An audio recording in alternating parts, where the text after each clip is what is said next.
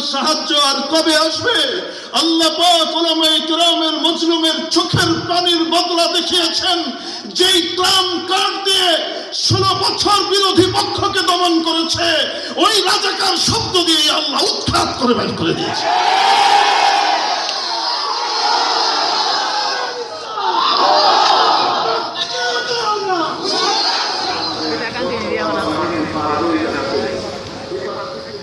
গোটা মিশর সুজলা সুফলা হয়ে যায়। অতএব সময় এসে গেছে বলি দেন। হযরত আমর ইবনে আস বললেন, ইসলাম জাহেলিয়তের কোনো অন্ধকার এবং জাহেলিয়তের কোনো কুসংস্কারকে কখনো প্রশ্রয় দেয় না। ইসলাম এসেছে আলো হয়ে। আলো আসলে অন্ধকার টেকে না। একজন মানুষ কেন, একটা ছোট্ট জানোয়ারকেও আমি নীল নদের উদ্দেশ্যে উৎসর্গ হওয়ার অনুমতি দেব না। তাহলে কিন্তু পানি আসবে না। আমি না আসুক,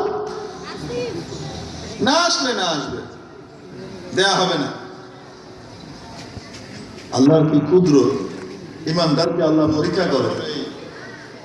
ইমানদারদেরকে আল্লাহ কি করে? ওইবার মিশরে বর্ষার ভর মৌসুম, ভরা বর্ষার মৌসুমে নীল নদ খটখট করছে, পানি নাই। তারা এসে বলল, আবার আমির, আমরা কি বলেছিলাম না, আপনি তো আমাদের কথা মানেন নাই। দেখেন এখন মিশরের সামনে দুর্ভিক্ষ অপেক্ষা করছে, আমাদের চাষবাস কিভাবে হবে, সেচ কোত্থেকে দিব? তখন তার পেট্রোলও পাম্প ছিল না, পেট্রোলও পাম্প পেল নাই, কোনো ভাবনা। তখন এগুলো ছিল। আমাকে লক্ষ্য করে আরেকটা চিঠি মিশরের নীল নদকে লক্ষ্য করে। আমর ইবনে আস রাদিয়াল্লাহু তাআলা আনহুর কাছে চিঠি লিখলেন, আমর, আল্লাহ পাকের শুকরিয়া আদায় করছি এবং তোমাকে ধন্যবাদ জানাচ্ছি, তুমি যথাযথ সঠিক সিদ্ধান্ত নিয়েছো। আমি একখানা চিঠি নীল নদ বরাবর পাঠালাম। আমার এই চিঠিটা পাওয়া মাত্রই তুমি দেরি না করে একজন দ্রুতগামী দ্রুত গতির ঘোড়সওয়ারকে দিয়ে নীল নদের মধ্যে আমার চিঠিটাকে তলায় ফেলে আদেশ দিবা, সে যেন দ্রুত গতিতে পারবে উপরে উঠে, দেরি না করে। চিঠি পাওয়া মাত্রই ব্যবস্থা নিবা। হযরত ওমর রাদিয়াল্লাহু তাআলা আনহু থেকে পাল্টা বার্তা বাহক যখন এসে পৌঁছালেন হযরত আমর ইবনে আস রাদিয়াল্লাহু তাআলা আনহুর কাছে, তখন সন্ধ্যা গড়িয়ে গেছে। চিঠি পাওয়া মাত্রই উনি কার্যকর করলেন,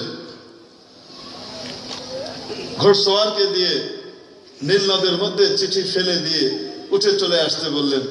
চলে আসলো। ওই চিঠিতে কি লিখেছিলেন? বিসমিল্লাহির রহমানির রহিম, পরম করুণাময় অতিশয় দয়ালু আল্লাহর নামে লিখছি। মিন আব্দুল্লাহি উমর ইবনুল খাত্তাব। ও নীল, যদি তুমি আল্লাহ ছাড়া আর কারো আদেশে প্রবাহিত হয়ে থাকো, তাহলে জেনে রাখো তোমার মতো নীল নদের পানির আমাদের কোনো দরকার নাই। আর যদি তুমি আল্লাহর আদেশে প্রবাহিত হয়ে থাকো, তাহলে আমি আল্লাহর বান্দা হিসেবে তোমাকে আদেশ করছি, আমার এই চিঠি পাওয়ার সাথে সাথে যেন তোমার মধ্যে জোয়ারের বান ডাকে। রাতের বেলা সেই চিঠি ফেলে রেখে উঠে আসা হয়েছে, ভোরের আলো ফুটার আগে দেখে গোটা মিশরবাসী অদ্ভুত ভাবে লক্ষ্য করছে, নীল নদের দুকুল ছাপিয়ে পানি প্রবাহিত হচ্ছে, গোটা নীল নদ ভরে গেছে। নদীর কথা শুনে আমাদের বাংলাদেশে সেদিন দেখলাম যাওয়ার সময় নদী শাসন অধিদপ্তর, কি শাসন অধিদপ্তর, ডাক বড় মাই ঠোস, বিশাল এক মানে গাল ভরা গুলি, নদী শাসন করে উড়িয়ে দিবে। যখন পানি দরকার তখন পানি নেই, যখন পানি দরকার নাই তখন বন্যায় পুরা তলিয়ে যাচ্ছে, নদী শাসন করে উড়াই ফেলতেছে। শাসন তো করতে পারত যদি ওমরের তরিকায় আল্লাহর সাথে সম্পর্ক করত। ওই সম্পর্ক গড়ানোর জন্যই আলেম ওলামা, ওই সম্পর্ক গড়ানোর জন্যই কোরআনওয়ালারা, ওই সম্পর্ক গড়ানোর জন্য হক্কানি দিনদার পরহেজগার আলেম আইম্মায়ে কেরাম, ঠিক কি ঠিক না? নবীর ওয়ারিসরা এই জন্যই মানুষকে শিখায়, তুমি যেই শিক্ষায় শিক্ষিত হও না কেন, তোমার আল্লাহর সাথে তোমার সম্পর্ক করতে হবে। যদি আল্লাহর সাথে সম্পর্ক না গড়ো, তুমি যাই কিছু অর্জন করো না কেন, তোমার মাঝে জানোয়ারের মাঝে কোনো পার্থক্য নাই। মেরে মুহতারাম দোস্ত, এখন কেউ বলতে পারে হুজুর ওই জামানায় ওমরের জন্য হয়েছিল, এই যুগে কি আর সম্ভব? ওগুলো ওই যুগের কথা। আরে সে আল্লাহ এখনো আছে না নাই? চিটাগাঙে একটা দ্বীপ আছে বঙ্গোপসাগরের ভেতরে, তার নাম সন্দ্বীপ, বড় একটা থানা। এই সন্দ্বীপে একটা মাদ্রাসা আছে, জামিয়া হোসাইনিয়া কাসিমুল উলুম, সন্তোষপুর সন্দ্বীপ। এই মাদ্রাসার প্রতিষ্ঠাতা ছিলেন শেখুল আরব ওয়াল আজম কুতবুল আলম আওলাদ রসুল শেখুল ইসলাম সৈয়দ হোসেন আহমদ মদনী نور الله مرقده وبرد الله مضجعه وقدس الله سره العزيز خاص خليفة مصلح উম্মত হযরত মাওলানা ইদরিস সাহেব সন্দ্বীপী রহমতুল্লাহ আলাইহি, সন্দ্বীপের পীর সাহেব নামে খ্যাত ছিলেন। ঢাকার উপকণ্ঠে ঐতিহ্যবাহী বিশাল ধর্মীয় বিদ্যাপীঠ দারুল উলুম মাদানীনগর মাদ্রাসার প্রতিষ্ঠাতা প্রিন্সিপাল রহমতুল্লাহ আলাইহি। ওনার প্রথম মাদ্রাসা ছিল কাসিমুল উলুম সন্তোষপুর সন্দ্বীপ, যেটা উনি গড়েছেন। মাদ্রাসা তৈরি হওয়ার পরে আল্লাহর কি কুদরত, অনেক দূরে ছিল নদী, নদীর মধ্যে ভাঙন শুরু হয়। অনেক দূর মানে কয়েক মাইল বিস্তৃত লোকালয়, তারপরে নদী। নদী ভাঙতে ভাঙতে ভাঙতে ভাঙতে ভাঙতে ভাঙতে ইউনিয়নের পর ইউনিয়ন নদী গর্ভে বিলীন হয়ে গেছে। গ্রাম না,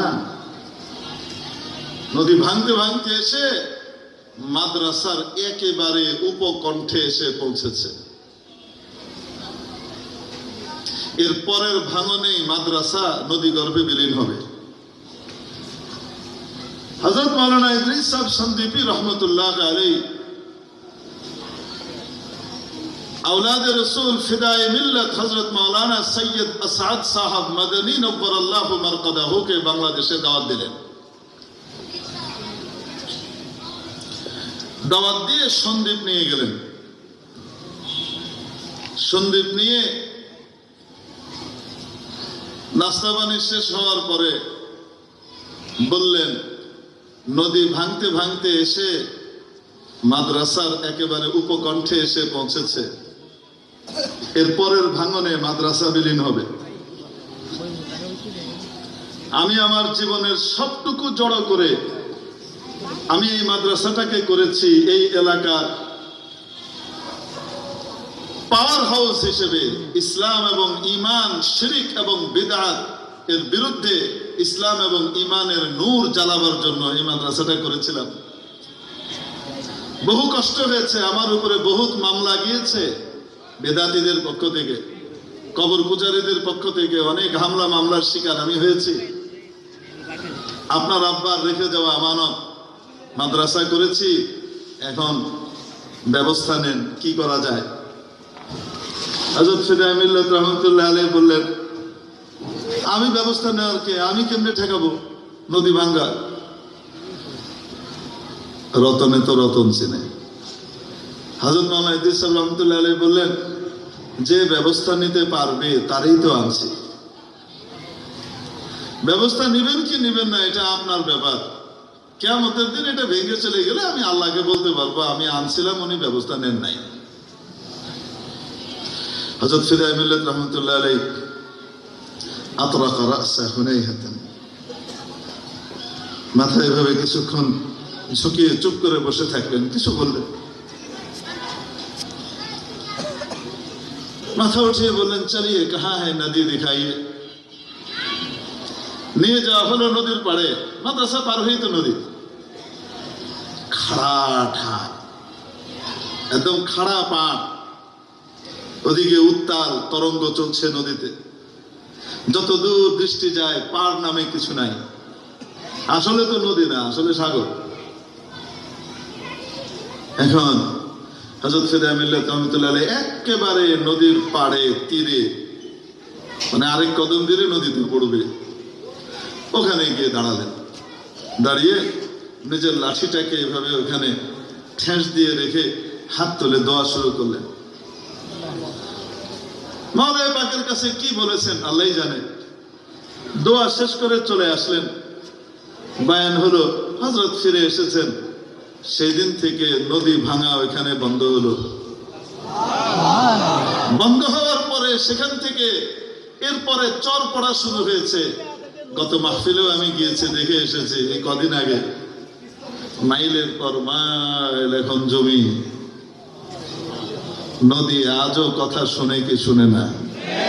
শুধু আমি আপনি ওইরকম হতে হবে, আল্লাহর সাথে সম্পর্ক গড়তে হবে, তাহলে ইনশাআল্লাহ তাআলা কিছু লাগবে না। মাওলায়ে পাকই যা ব্যবস্থা নেওয়ার তাই নেবেন। মেরে মুহতারাম দোস্ত, নগদ নগদ চোখের সামনে আল্লাহ আমাদেরকে দেখালেন। চোখ থাকার পরেও আমরা অন্ধ, আমরা দেখি নাই। আলেম ওলামাকে ধরে ধরে কারাগারে নিক্ষেপ করা হলো। তৌহিদি জনতাকে রাজাকার, জঙ্গি ইত্যাদি ট্যাগ দেয়া হলো। জুলুমের একশেষ করা হলো। ওলামায়ে কেরামের কাছে, দিনদার মানুষের কাছে উপরওয়ালাকে বলা ছাড়া আর কোনো পথ ছিল না। বাহিরে সমালোচনাও করা যেত না। আল্লাহর কাছে চোখের পানি ঝরিয়েছে। গোটা দেশের বিশ্বাস জন্মে গেছিল। ফেরাউনকে যেমন সরানো যেত না, সবাই মনে করতো ফেরাউন কখনো সরবে না, ঠিক তেমনি ভাবে বিশ্বাস জন্মেছিল এই নব্য ফেরাউনকে মনে হয় আর কখনো সরানো যাবে না। এই জগদ্দল পাথরকে মনে হয় আর সরানো যাবে না। সাহাবায়ে কেরামের মতো মুখ থেকে বেরিয়ে এসেছিল, মাতা নাসরুল্লাহ, আয় আল্লাহ আপনার সাহায্য আর কবে আসবে? আল্লাহ পাক উলামায়ে কেরামের মজলুমের চোখের পানির বদলা দেখিয়েছেন।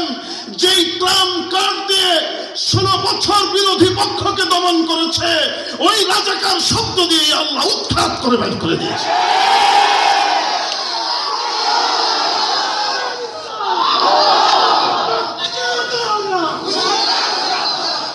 অতএব আল্লাহর সাথে সম্পর্ক গড়বার দরকার আছে না নাই? সেই সম্পর্ক গড়বার জন্যই আল্লাহ পাক কোরআনে কারীমকে পাঠিয়েছেন এবং কোরআন ওয়ালারা আমাদেরকে সেই শিক্ষাই দেন। আল্লাহ পাক আমাদেরকে আলেম ওলামার সাথে জুড়ে থেকে, তাদের তত্ত্বাবধানে থেকে, নবীর ওয়ারিসদের তত্ত্বাবধানে থেকে নিজেদের দিন দুনিয়ার সমস্ত কার্যক্রমগুলো পরিচালনা করবার তৌফিক দান করেন এবং আল্লাহ ওয়ালা হওয়ার তৌফিক দান করেন। ওয়া আখিরু দাওয়ানা আনিল হামদুলিল্লাহি রাব্বিল আলামিন। আসসালামু আলাইকুম ওয়া রাহমাতুল্লাহি ওয়া বারাকাতুহু। এবং আজকে শুরু থেকে আমাদের উপস্থাপক ছিলেন ইয়াসিন হায়দার। ইয়াসিন হায়দারকে হযরতের হাত থেকে সম্মাননা গ্রহণ করার জন্য অনুরোধ করছি। এদিক থেকে ইয়াসিন হায়দার।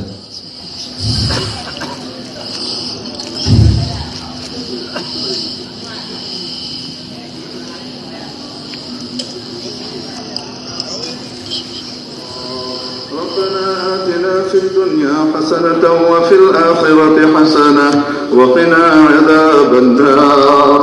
ربنا ظلمنا أنفسنا وإن لم تغفر لنا وترحمنا لنكونن من الخاسرين. ربنا فاغفر لنا ذنوبنا وكفر عنا سيئاتنا وتوفنا مع الأبرار. ربنا لا تزغ قلوبنا بعد إذ هديتنا وهب لنا من لدنك رحمة إنك أنت الوهاب. আয় মাওলা, জীবনের সমস্ত গুনাহ মাফ করে দেন। আয় আল্লাহ, এই মজলিসকে আপনি কবুল করে নেন। আয় আল্লাহ, এই এলাকাবাসীকে আপনি কবুল করে নেন। আয় আল্লাহ, ঈমান বাগকে আয় আল্লাহ সত্যিকারের ঈমান ওয়ালা দিয়ে আপনি ভরে দেন। পরবর্তীকালে আমাদের সকলের সমস্ত গুনাহ খাতা মাফ করে পুত পবিত্র করে দেন। মাওলায়ে কারীম অসুস্থদেরকে সুস্থ করে দেন, ঋণগ্রস্তকে ঋণ মুক্ত করে দেন, অভাবের অভাবকে দূর করে দেন। বিবাহজনিত সমস্যায় যারা রয়েছে তাদের জন্য উত্তম জোড়ার জুড়ির ব্যবস্থা করে দেন। আয় আল্লাহ, বিবাহ পরবর্তী সমস্যায় যারা ভুগছেন তাদের দাম্পত্য জীবনকে সুখময় করে দেন। পরবর্তীকারে আলম, আমাদেরকে আপনি প্রশস্ত এবং হালাল রিজিক দান করেন।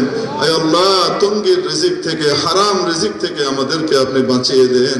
পরবর্তীকারে আলম, আপনি মেহেরবানি করে আমাদের প্রত্যেকের মনের নেক বাসনাগুলোকে পুরো করে দেন।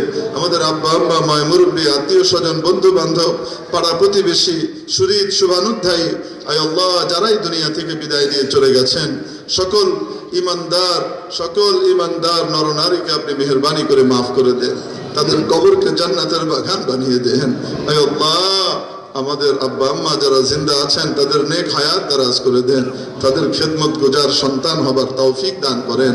আয় মাওলা, আমাদের সন্তানদেরকে দিনদার, পরহেজগার, আলেমে বা আমল, মুত্তাকি, ওয়ারাসাতুল আম্বিয়া, আয় আল্লাহ, আপনার হাবিবের খাঁটি ওয়ারিস হিসেবে কবুল ও মঞ্জুর করে নেন। পরবর্তীকারে আলম, আমাদের সন্তানদের কাউকে আপনি মাহরুম করেন না। আমাদের জিসমানি, আমাদের রুহানি সমস্ত সন্তানকে আপনি কবুল করেন। আয় আল্লাহ, কাউকে মাহরুম করেন না। আয় আল্লাহ, কাউকে মাহরুম করেন না। আয় আল্লাহ, কাউকে মাহরুম করেন না। আয় মাওলা, আমাদের ওয়াজ এবং নসিহতের ভিতরে ইখলাস দান করেন। আয় মাওলা, আপনার রেজামন্দিকে মধ্যে নজর রাখবার তৌফিক দান করেন। আয় আল্লাহ, নফস এবং শয়তানের ধোঁকা থেকে হেফাজত করেন। রিয়া এবং সুমা থেকে হেফাজত করেন। আদমুল আমল বিল কওল থেকে আপনি হেফাজত করেন। পরবর্তীকারে আলম, মেহেরবানি করে আপনি আমাদেরকে মাফ করে দেন। আয় আল্লাহ, দুনিয়া আখিরাতের ইজ্জত সম্মান নসিব করে দেন। দুনিয়া আখিরাতের বেইজ্জতি থেকে হেফাজত করেন। আয় আল্লাহ, মেহেরবানি করে আমাদের সকলকে আপনার নেক বান্দা বান্দীদের অন্তর্ভুক্ত করে দেন। আয় মাবুদ, দুনিয়া থেকে যাবার সময় ইমানের সাথে নিয়েন। আয় আল্লাহ, পরিষ্কার করে নিয়েন। আয় আল্লাহ, আপনার ওলির খাতায় নাম উঠিয়ে তারপরে নিয়েন। আয় মাবুদ, জীবনের সেই শেষ মুহূর্তে, কঠিন সময়ে হৃদয়ের গভীর থেকে, অন্তরের অন্তঃস্থল থেকে, শরীরের প্রতিটি অণু পরমাণু থেকে, প্রতিটি রক্ত কণিকা থেকে ধ্বনিত করে দিয়েন, জারি করে দিয়েন সেই মুক্তির কালিমা, মধুর কালিমা, লা ইলাহা ইল্লাল্লাহু মুহাম্মাদুর রাসূলুল্লাহ। وصل اللهم على سيدنا محمد وآله وصحبه أجمعين.